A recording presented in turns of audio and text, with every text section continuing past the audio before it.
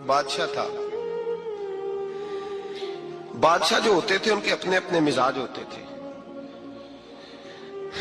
اس بادشاہ نے 4 5 6 کتے رکھے ہوئے تھے، اور کتے بڑے بڑے کتے تھے، اور بڑے وہ خونخوار کتے تھے، چیر پھاڑ کھا جاتے تھے، شیر جتنے ان کے قد تھے۔ بادشاہ تھوڑا سا کسی آدمی سے ناراض ہوتا نا تو ایک بہت بڑے پنجرے کے اندر ایک بہت بڑا سلاخوں کا گھر اس نے بنایا ہوا تھا، اس میں کتے ہوتے تھے، اور کتے کو جب باندھ کے رکھا جاتا ہے تو زیادہ زہریلا ہو جاتا ہے، وہ زیادہ اس کے اندر کرواہٹ آتی ہے، زیادہ کاٹتا ہے۔ اس نے قید کیے ہوئے تھے، کتے تو بڑے زہریلے تھے۔ جس آدمی سے بادشاہ تھوڑا سا ناراض ہوتا نا تو وہ کتے کے آگے اس آدمی کو ڈالتا، کتے اس کو چیر پھاڑ کے کھا جاتے۔ یہ سزا تھی، لوگوں کو پتا تھا۔ بادشاہ کے وزیر نے بڑی خدمت کی بادشاہ کی، 35 سال تک نوکری کی، لیکن ہر سورج نے غروب تو ہونا ہی ہوتا ہے نا، ہر چاند نے ڈھلنا بھی ہوتا ہے۔ اب بوڑھا ہونے لگا، وہ جو مضبوط حافظہ تھا وہ کمزور ہونے لگا، ہلکی ہلکی غلطی۔ بادشاہ مزاج کا بادشاہ تھا، پر نہیں سمجھ میں آیا تو میں نے کہا کہ لوگ کہتے ہیں ہمیں کام پیارا ہے، چم نہیں، تو رشتہ وفا کا تھا ہی نہیں۔ وزیر سمجھنے لگا کہ اب نہ میں بھی غلطیاں کرنے لگا ہوں تو ایسا نہ ہو کسی دن میں بھی ان کتوں کا شکار ہو جاؤں۔ اس نے بادشاہ سے کہا کہ بادشاہ مجھے آہستہ آہستہ معذرت کرنے لگا، قدم ہٹانے لگا کہ مجھے چھٹی دے دی جائے، اب میں بوڑھا ہو گیا ہوں۔ لیکن اس نے کہا نہیں نہیں، جب تک میری طبیعت نہیں مانتی تم نہیں جا سکتے۔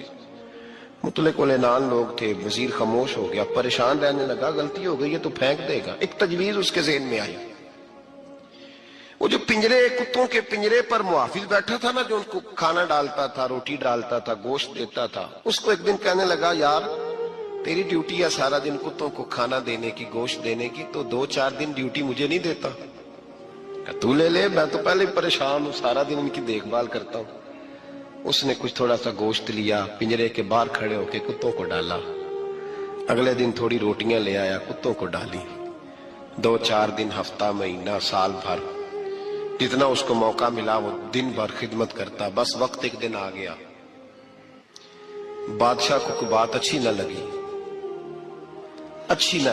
اس نے کہا اس بڈھے کو اٹھاؤ اور ڈالو کتوں کے پنجرے میں، ساری زندگی یہاں رہا، اسے ابھی تک نہیں پتا چلا میرے مزاج کا۔ جب اٹھا کے پنجرے میں ڈالا نا تو بجائے اس کے کہ کتے اسے کاٹ کھاتے، وہ اس کے پیر چومنے لگے، وہ پیر چومنے لگے، ہاتھ چومنے لگے، چاٹنے لگے۔ تو بادشاہ اب سامنے کھڑا تھا نظارہ دیکھنے کو کہ چیر پھاڑ کرتے تو خوش ہوا کرتا تھا، خونخوار درندے جیسی اس کی طبیعت ہو گئی۔ جب دیکھا پیار کر رہے ہیں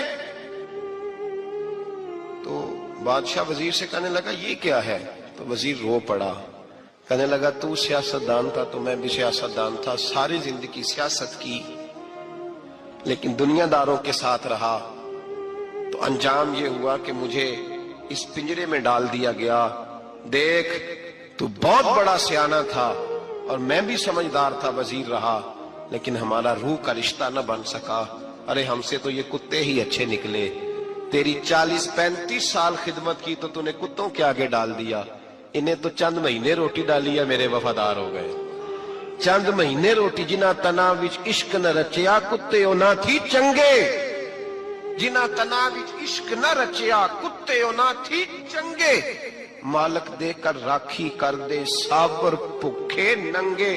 اور بابا بلے شاہ صاحب فرماتے ہیں تو راتی جاگے تے شیخ صدا میں، راتی جاگ دے کتے تے تیتھوں اتے مالک دا در مول نہ چھڑ دے، پاویں مارو 100 100 جتے تے تیتھوں اتے رکھا سکھا کھا، دنے جار رکھاں وچ ستے، تیتھوں اتے ایک برکی دا قدر پچھانن، پاویں مالک ہوں من ستے۔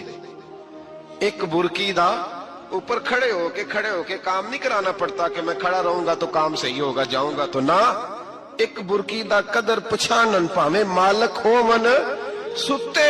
پھر اپنے آپ کو مخاطب کیا، کہنے لگے اٹھ بلیا، چل یار منا لے نہیں تے بازی لے گئے۔ حدیث ہے مسلم میں، طبرانی میں، حضور نے فرمایا آؤ میں تمہیں پچھلے زمانے کے ایک ایماندار نوخیز ولی اللہ کی بات سناؤں. پچھلے زمانے حضور نے فرمایا پچھلے زمانے میں ایک بادشاہ جادو کے زور پہ حکومت کرتا تھا. جب وہ ایک جادوگر اس نے رکھا ہوا تھا تو جادوگر اس کو جادو بتاتا, وہ جادو کے زور پر حکومت کرتا. جادوگر بوڑھا ہو گیا تو کہنے لگا بادشاہ کوئی نوجوان میرے پاس بھیج دے, اب میں بوڑھا ہو گیا ہوں, میرا پتہ کوئی نہیں, کب مر جاؤں. ایک نوجوان کی ڈیوٹی لگائی, بڑا زیرک سمجھدار, اپنے رعایا میں سے چن کے جو ذہین فطرت مزاج بچہ تھا وہ اس نے لگایا.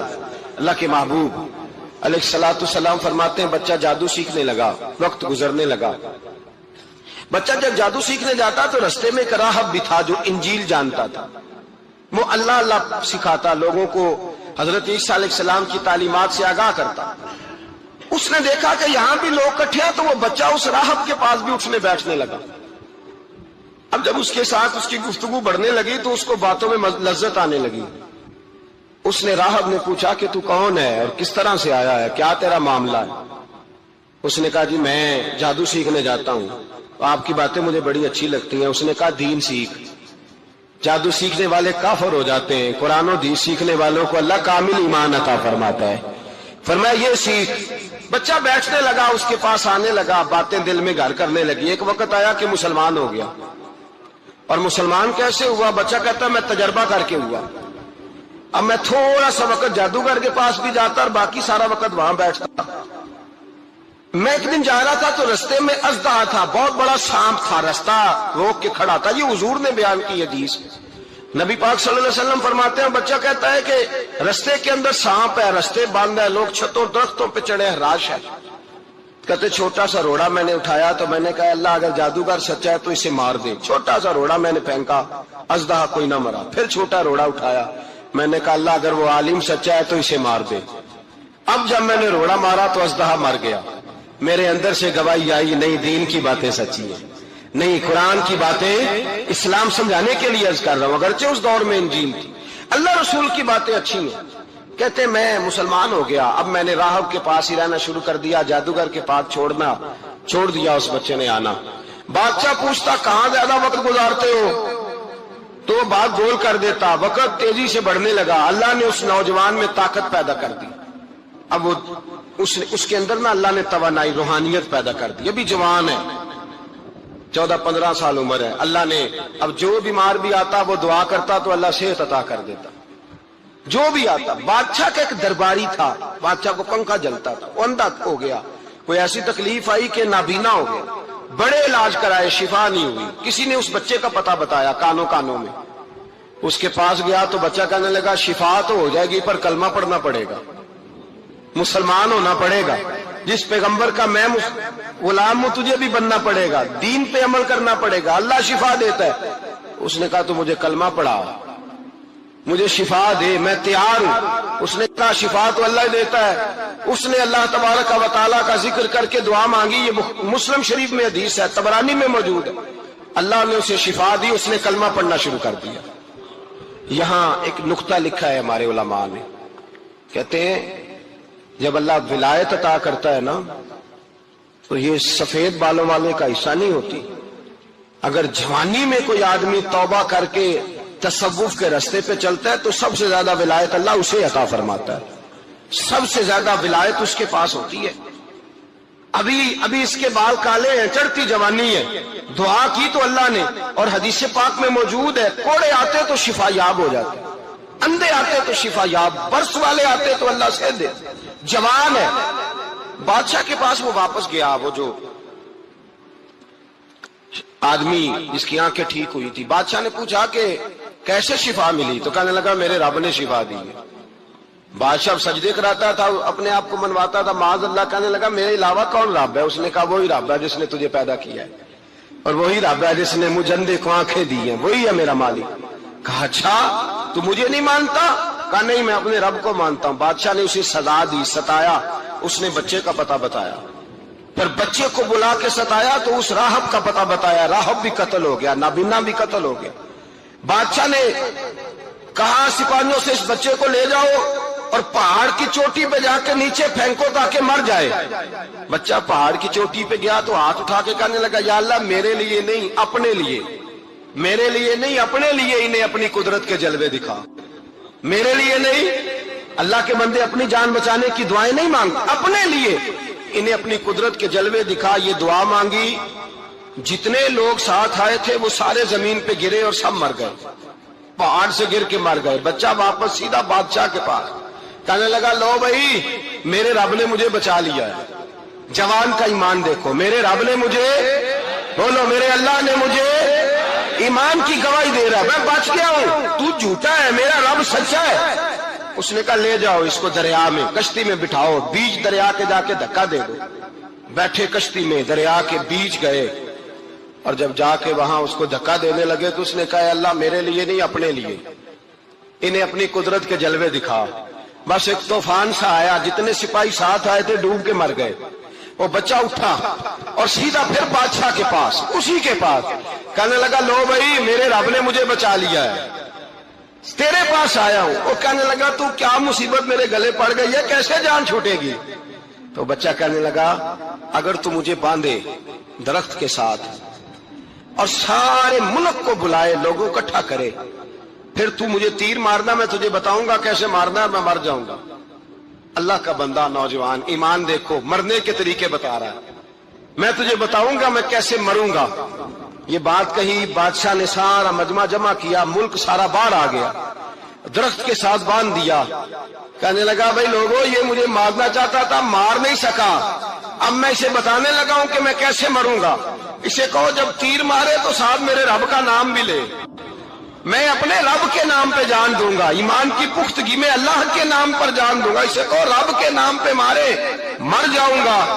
बादशाह ने अल्लाह कह के तीर मारा, पेशानी में लगा, बच्चे की रूह परवाज कर गई। जितना मजमा खड़ा था सारा कलमा पढ़ के मुसलमान हो गए, सारे मुसलमान हो गए, सारे। मेरे रसूल पाक सैयद आलम सल्लल्लाहु अलैहि वसल्लम ने नौजवानों को बताया, जब तुम्हारे अंदर ईमान की कुव्वत आएगी तो अल्लाह तुम्हारी मदद करेगा। फरमाया, वो नौखेज वली था, अभी जवान राना था, अभी उसकी पेशानी पर जवानी के आसार थे, लेकिन उसने अल्लाह को राजी किया, रब करीम को राजी। विलायत का मतलब बुढ़ापा नहीं, विलायत का मतलब वो नहीं कि जब बड़ा लंबा वक्त गुजर जाए तो फिर आदमी आए कहीं, नहीं अब क्या करना है, अब मस्जिद ही है, अब तो इसके अलावा गुजारा ही कोई नहीं। तो उस वक्त का आना अल्लाह की बारगाह में कबूल तो है, लेकिन शाबाशी उसी को मिलती है जो जवानी का वक्त आए, जो ऐन उस वक्त आए जो वक्त मेरे रसूल पाक अलैहिस्सलाम के गुलाम है अब्दुल्ला इब्ने उमर। हजरत अब्दुल्ला इब्ने उमर रज़ियल्लाहु ताला अन्हु फरमाते हैं कि मैं निकला, मुझे सफर के लिए जाना था, तो थोड़ी सी खजूरें, थोड़ा सा सिरका, एक शहद की बोतल, चीजें मैंने सफर के लिए साथ रख ली। मैं जब मदीने से बाहर सहरा में निकला ना, तो रमजान नहीं था, गैर रमजान था। मैंने एक नौजवान को देखा, बकरियां चरा रहा है, बकरियां चरा रहा है, जवान। आप फरमाते हैं उसका चेहरा बड़ा नूरानियत वाला, गर्द पड़ी हुई पर बड़ा हसीन। फरमाते हैं मैंने उसको कहा कि आ जाओ खाना खा लो, रोजे भी नहीं थे। कहने लगा, नहीं मैंने रोजा रखा हुआ है। फरमाते मैंने कहा पता करूं कि निरा नेक ही है कि परहेजगार भी है। नेक वो होता है जो नमाज पढ़े, रोजा रखे, परहेजगार वो होता है जो गुनाह से बचे, वो परहेजगार होता है। कहा पता करूं परहेजगार भी है कि नहीं। कहते मैं करीब गया तो मैंने जाकर उसको कहा, भाई तेरी बकरियां बड़ी प्यारी हैं, मेरा दिल करता है कि बकरी मुझे दे दो। कहते वो जवान, गुर्बत भी, परेशानी भी, पर दामान तवक्कुल की ये खूबी है कि उस पर पेबंद लगे होते हैं, धब्बे नहीं होते। गुर्बत है। कहा जनाब एक बकरी दे दो। आने लगा, जनाब बकरियां मेरी नहीं, बकरियों का मालिक कोई और है।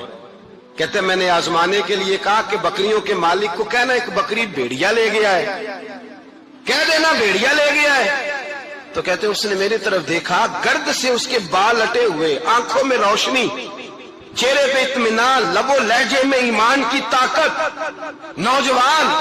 कहने लगा हुजूर बकरियों के मालिक को तो कह दूंगा भेड़िया ले गया है, जब अर्श का मालिक पूछेगा तो क्या जवाब दूंगा, अल्लाह को क्या जवाब दूंगा। कहते हैं मैं कांपने लगा, उसकी बात सुन के वापस आया, जो काम निकला था वो छोड़ा, वापस लौट आया। मैंने पता किया किसका गुलाम है, पता चला फला आदमी का है। कहते मैंने पहले गुलाम खरीदा, फिर पता किया तेरे पास बकरियां कितनी है, उसने कहा 400। कहते मैंने मालिक से सारी बकरियां खरीदी, फिर गुलाम को बुलाया, फिर वो बकरियां तोहफे में दी, तोहफे में। کہنے لگا حضور یہ سارا کچھ مجھے کیسے ملا؟ میں نے کہا تیرا ایمان بڑا پختہ تھا تو میرے رب نے تجھے انعام عطا فرمایا ہے۔ وہ کہتے ہیں ایک بادشاہ تھا تو اس کا بھی ذہن بن گیا تھا کہ پتہ نہیں یہ کیا ہو جاتا ہے۔ کچھ یہ لوگ نا ہمارا وہم بڑھاتے ہیں، آج کل جو تویز دھاگے والے لوگ ہیں نا، یہ اور اضافہ کرتے ہیں اس کے اندر، اور کہانیاں بنا کے دیتے ہیں، لوگ اور زیادہ الجھ جاتے ہیں۔ بادشاہ تھا تو وہ شکار کرنے جاتا تھا تو اس کے ذہن میں یہ خیال تھا کہ اگر رستے میں کوئی بندہ میرے متھے لگ جائے تو میرا شکار ٹھیک نہیں ہوتا۔ تو وہ کیا کرتا، وہ جب سفر کے لیے نکلتا تو لوگوں سے کہتا سارے رستے خالی کرا دو، میں نے شکار کے لیے جانا ہے۔ لوگ رستے خالی کرا دیتے۔ ایک دن ایک آدمی بیچارہ نے ایک آنکھ سے اسے نظر نہیں آتا تھا، وہ کوئی جنگل سے لکڑیاں کاٹ کے آ رہا تھا تو اچانک وہ چڑھ گیا۔ اذانیں زیادہ ہوتی ہوں تو ایک کا جواب دینا ضروری ہوتا ہے، وہ ہم دے چکے ہیں، اس لیے آپ توجہ کریں میری بات۔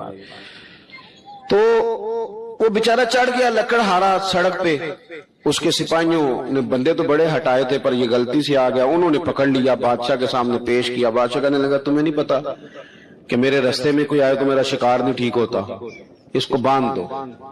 دھوپ بڑی سخت تھی، درخت کے ساتھ باندھ دیا، کہا جا رہا ہوں، واپس آتا ہوں، اگر شکار ٹھیک ہو گیا تو چھوڑ دوں گا ورنہ اسے قتل کر دوں گا۔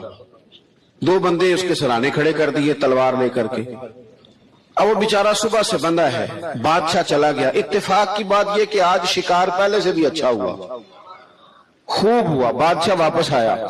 اب یہ دھوپ میں بندہ ہے، کسی نے پانی بھی نہیں پوچھا، تنگ آمد بجنگ آمد، بندہ جب پورا تنگ آئے تو پھر جنگ بھی بڑی کرتا ہے۔ اس نے کہا یار آج مرنا تو ہے، اب مرنا سچ بول کے۔ بادشاہ نے کہا اسے کھول دو، آج میرا شکار بڑا اچھا ہوا ہے، لہذا اسے کچھ نہیں کہنا، کھول دو۔ رسیاں کھول دی تو پتہ کا شخص کہتا ہے بادشاہ ایک بات کر لوں میں بھی، مار تو جانا ہی ہے پر ایک بات کر لوں۔ کہنے لگا کرو۔ کہنے لگا تم نے صبح میرا منہ دیکھا تھا، تمہارا شکار بڑا اچھا ہوا ہے، دن بڑا اچھا گزرا ہے، پر میں نے آج سویرے تمہارا منہ دیکھ لیا تھا، تو دیکھو میرا بیچارے کا کیا حال ہوا ہے کہ صبح سے یہاں۔ اب تم بتاؤ منحوس میں ہوں کہ تم ہو، نحوست میرے اندر کہ تمہارے؟ میں اگر کوئی جوان آدمی میرے ساتھ آ کے یہ بات کرتا ہے نا کہ میری فلان ہو گیا تو میں بڑا، تو مجھے اس پہ غصہ آتا ہے۔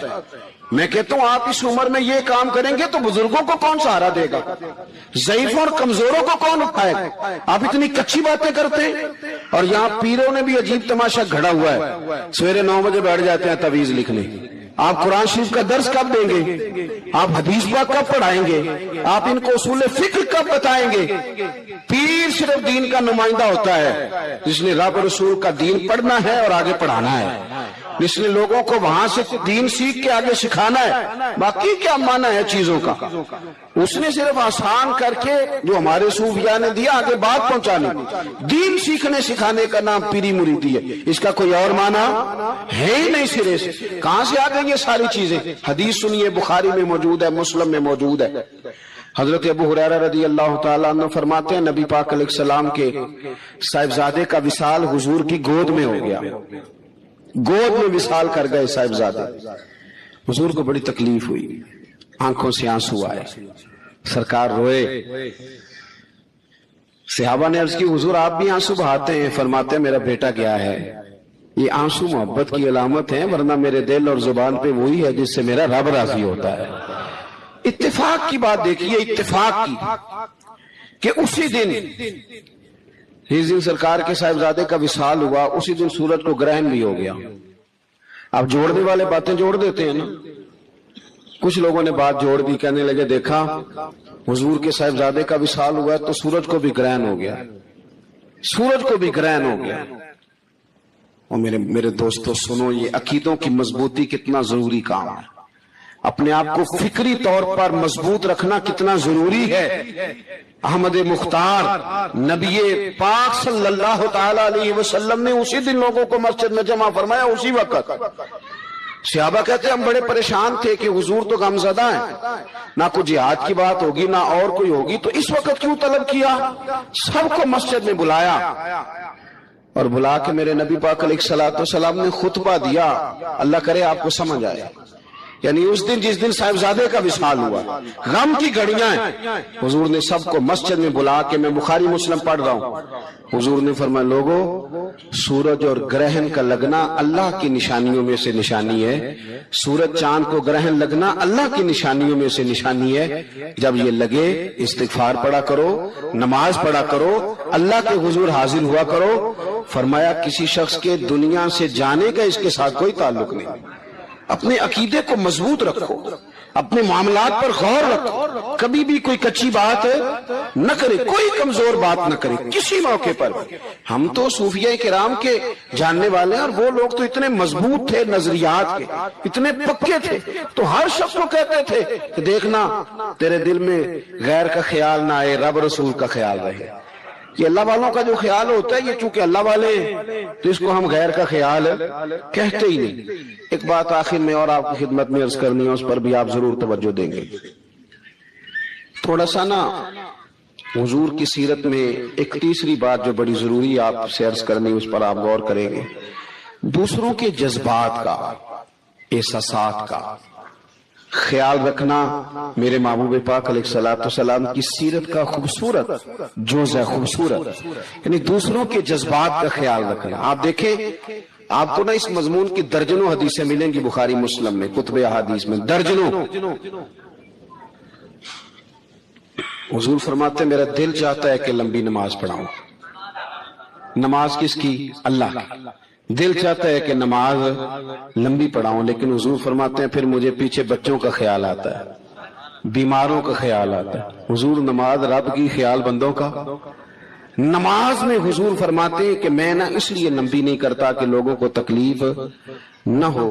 حضور فرماتے ہیں میرا دل چاہتا تھا کہ تہجد کی نماز تم پر ضروری قرار دے دوں، پر تمہیں تکلیف ہوگی، لہٰذا میں یہ کام نہیں کرتا، میں اپنی چاہت نہیں دیکھ رہا، تمہاری نیند دیکھ رہا ہوں۔ حضور فرماتے دل کرتا تھا مسواک کو وضو کے ساتھ ضروری قرار دے دوں، پر تمہیں تکلیف ہوگی، لہٰذا میں یہ کام۔ آپ میری بات سمجھ رہے ہیں بھائی؟ اتنا احساس۔ مسلم شریف میں حدیث ہے، سرور کائنات صلی اللہ تعالی علیہ وسلم کی خدمت میں عرض کیا گیا حضور یہ امام ہے، یہ لمبی نماز پڑھاتے ہیں۔ اب ظاہر ہے وہ قرآن شریف ہی پڑھتے ہوں گے، اچھے جذبات کے ساتھ کرتے ہوں گے، لیکن حضور نے بڑے ان کو تنبیہ فرمائی اور فرمایا میں لوگوں کو دین کے قریب کرتا ہوں تو دور کرتا ہے، کہ لوگوں کو نماز پڑھائے تو اعتدال کے ساتھ پڑھا، درمیانے طریقے، خود پڑھ تو جتنی مرضی پڑھ، تھوڑا سا نا جذبات کا خیال کریں۔ یہ کیا بات ہوئی؟ بابے نے کہہ دیا تینوں کسی نے کچھ کیتا ہے، میں کہو بابے نے بھی کسی کچھ کیتا ہے، تائیں جدیاں گلاں کردا بیوقوف والیاں، اس کو سمجھاؤ اس طرح کی حرکتیں نہیں کرنی چاہیے، بندہ بیچارہ بدگمان ہو جائے گا، ہر دشمن کے بارے میں بدگمانی کرے گا، کبھی کہے گا چاچی نے تعویذ کر دی ہے، کبھی کہے گا وہ میری بھابھی نے تعویذ کر دی۔ کیوں آپ لوگوں کے دلوں میں بغض پیدا کراتے ہیں؟ اللہ کا خوف نہیں آتا؟ کیا کس طرح کا مذاق بنایا ہوا؟ اور قوم اس کو سمجھ ہی نہیں آتی، وہ تجھے جو کچھ بھی ہو جائے، کالا جادو ہو جائے یا نیلا ہو جائے، میرے اور تیرے رسول نے فرمایا ہے تم گھر میں سورۃ بقرہ پڑھو، تمہارے گھر سے جن بھی بھاگ جائے گا اور شیطان بھی بھاگ جائے گا۔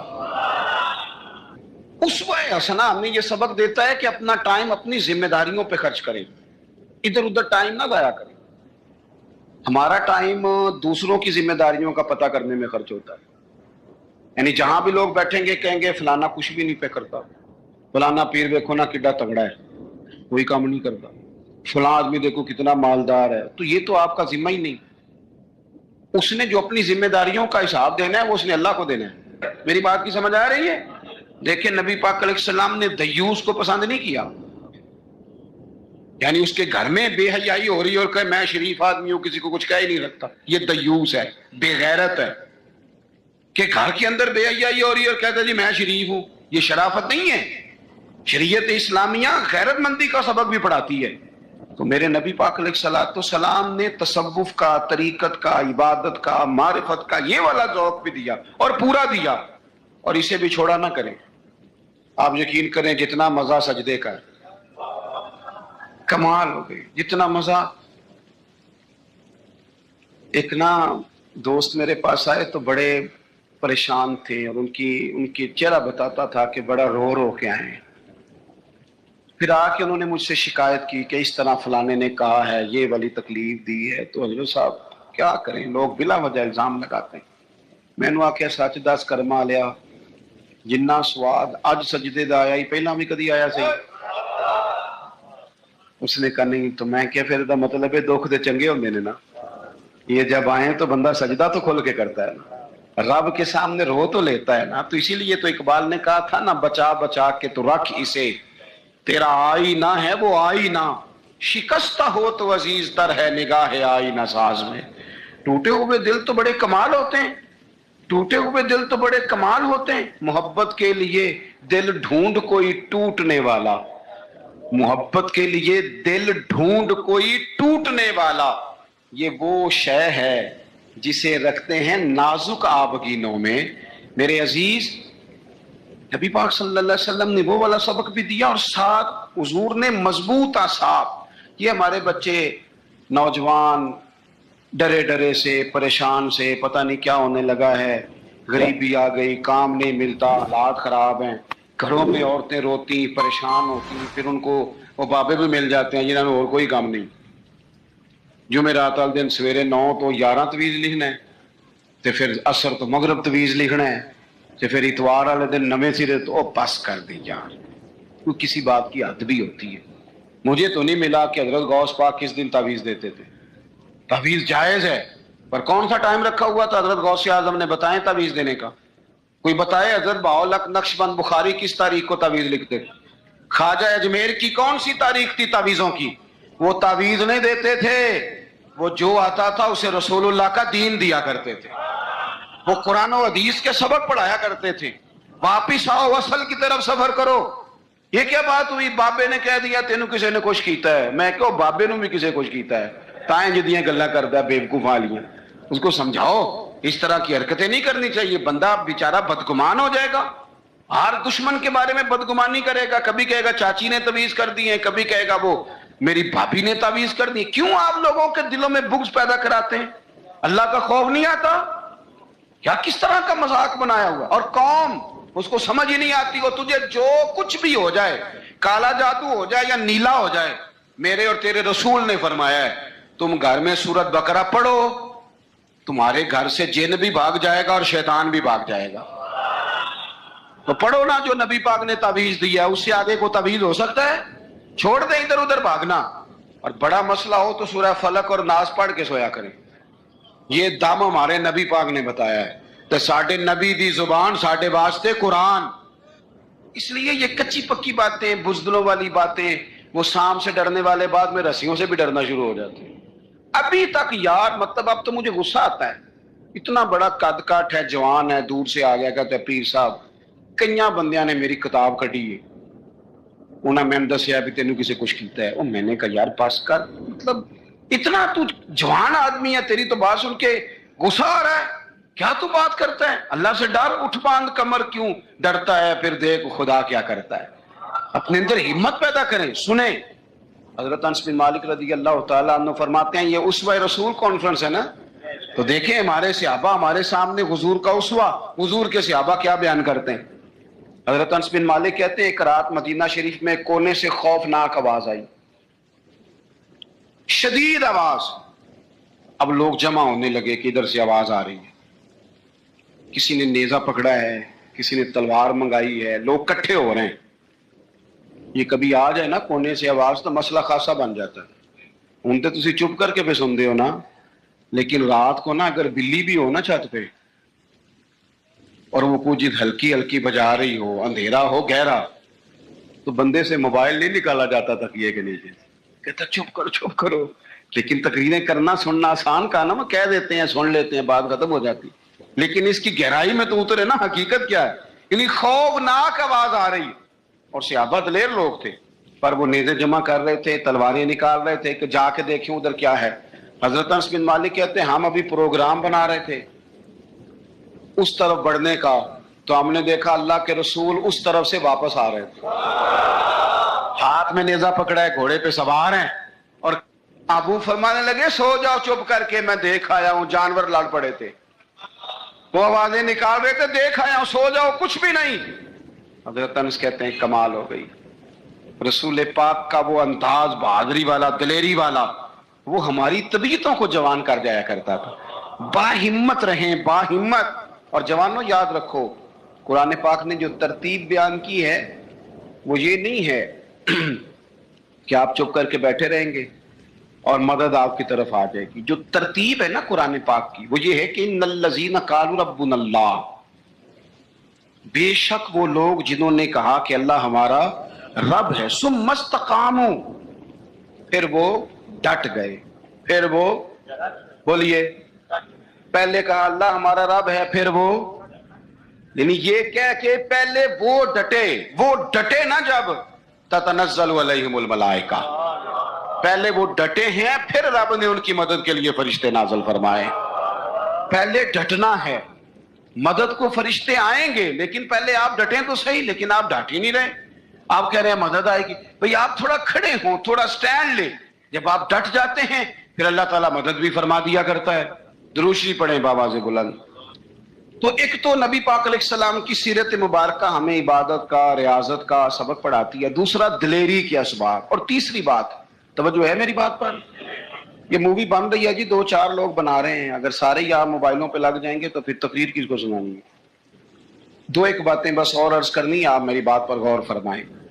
اور تیسری بات حضور کے اسوہ نور کی، جس کو خاص کر کے اپنے ذہن کے اندر رکھیں۔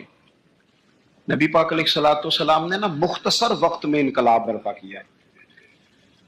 حضور کا جو تبلیغ دین کا پیریڈ ہے نا، وہ صرف 23 سالوں کا ہے۔ کتنا؟ یعنی 40 سال کی عمر مبارک میں اعلان نبوت فرمایا، اور 23 سال آپ کو ہزاروں میں احادیث کا ذخیرہ ملتا ہے۔ نبی پاک علیہ الصلوۃ والسلام نے قافلے ترتیب دیے، مجاہدوں کی صفیں بنائیں۔ اس سارے عرصے میں حضور نے مسجد کی تعمیر فرمائی، رسول پاک نے اپنے صحابہ کرام علیہم رضوان کے دکھ اور سکھ میں شرکت فرمائی، حضور نے حج فرمایا، نبی پاک نے صدقات و خیرات کیے۔ اتنی ساری باہر مصروفیات، کافروں منافقوں کی سازشوں کے پردے کھول کر صحابہ کو بتایا کس طرح ان سے نمٹنا ہے۔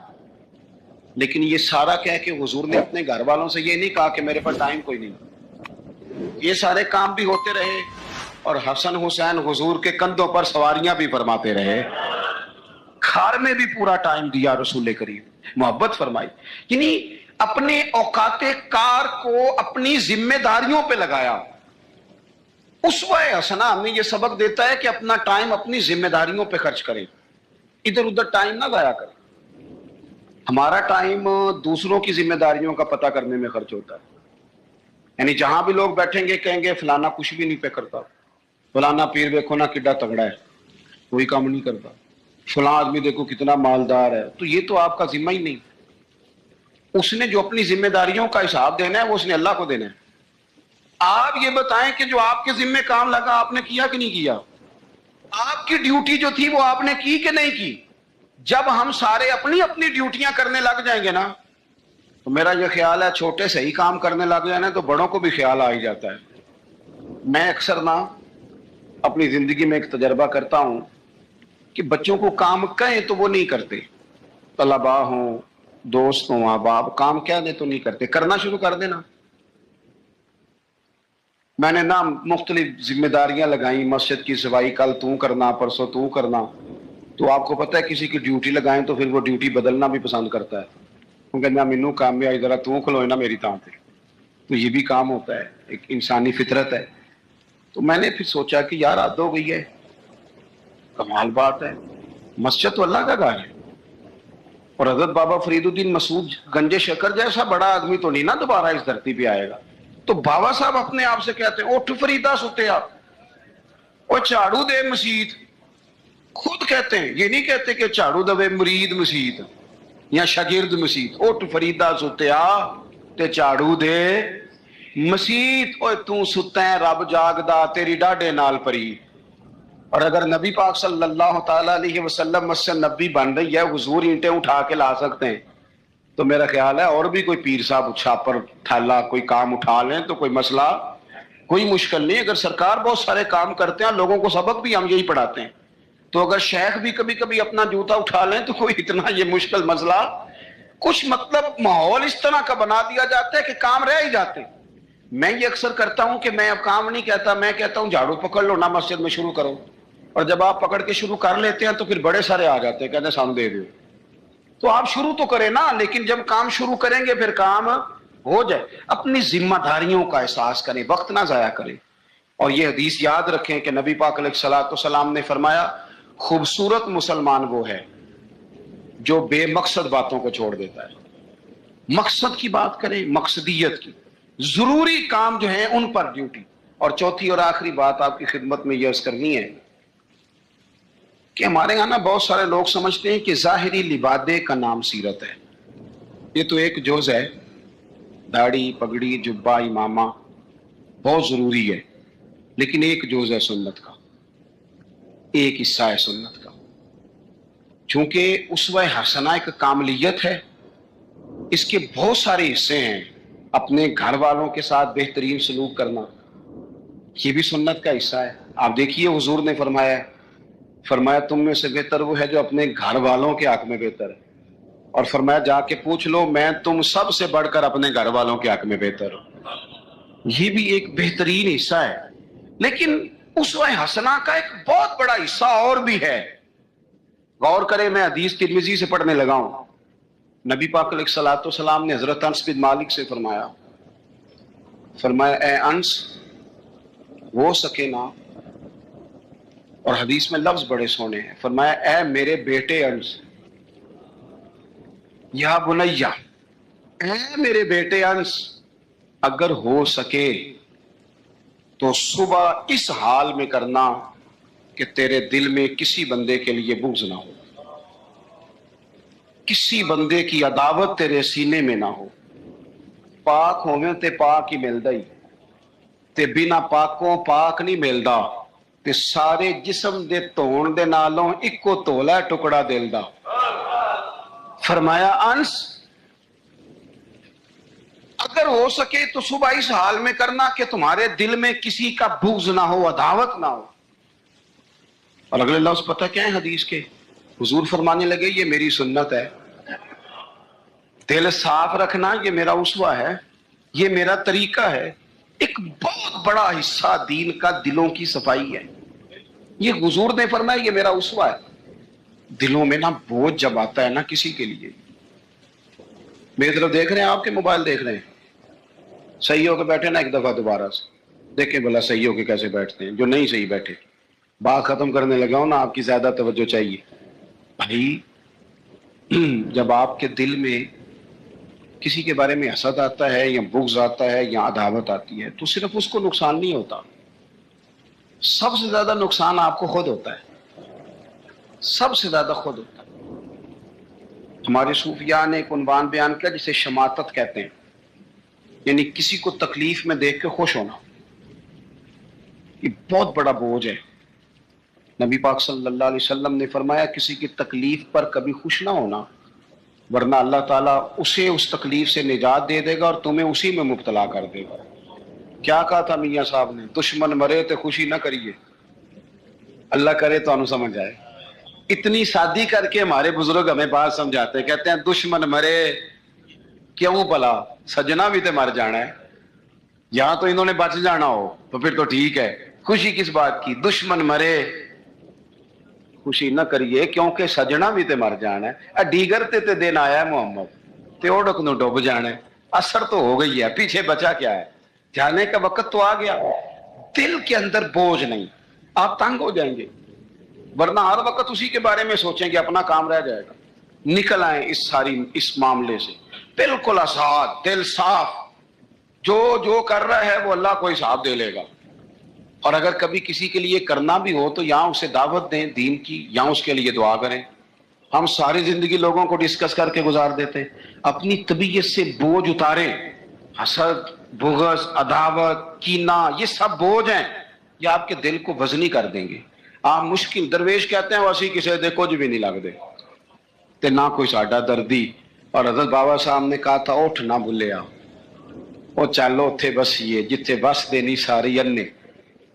نہ کوئی ساڈی ذات پچھانے نہ کوئی سانو منے، ورنہ بندہ مشکل میں آ جاتا ہے. آپ یقین کریں اگر بندے کو مسئلہ بن جائے نا، میری طرح کے لوگوں کو مسئلہ بن جاتا ہے، وہ تسی استقبال کرن نہیں آئے، تسی آگ لا کے کھڑے نہیں ہوئے، تن پتہ نہیں ماں بدولت آ رہا ہے.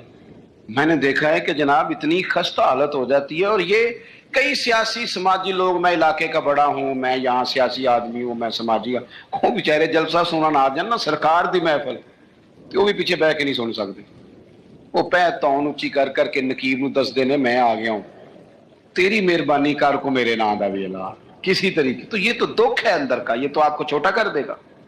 بڑا تو بڑا ہی ہوتا ہے، وہ یہاں بیٹھے پھر بھی بڑا ہی ہے، وہاں بیٹھ جائے تو پھر بھی بڑا ہی ہے، صدر ایوان صدر میں ہو پھر بھی صدر ہے، اور اپنے گھر چلا جائے تو پھر بھی، یہاں کسی چیز کا افتتاح کرنے آ جائے تو پھر بھی. تو یہ بوجھ اتار دیں. حضور نے فرمایا یہ بھی میرا اسوہ ہے، اتار پھینک کے. آپ یقین کریں آپ روٹین کی زندگی جیئیں گے، آپ سکون میں آ جائیں گے. ہماری کئی دفعہ شان ہوتی کوئی نہیں میری طرح کے بندے کی، لیکن وہ خود ہی اپنی شان بنا لیتا ہے، خود بخود ہی بنا لی، خود بخود ہی ارادہ کر لیا، خود بخود ہی کہہ لیا میری، اس سے نکل آئیں. آپ کو محسوس ہوگا طبیعت ہلکی پھلکی ہو گئی. آپ اپنے ماحول کے اندر، میں آپ کو ذمہ داری سے کہتا ہوں، ذمہ داری سے، میں رات نا کوئی 3 بجے کے قریب جا کے تھک گیا تھا.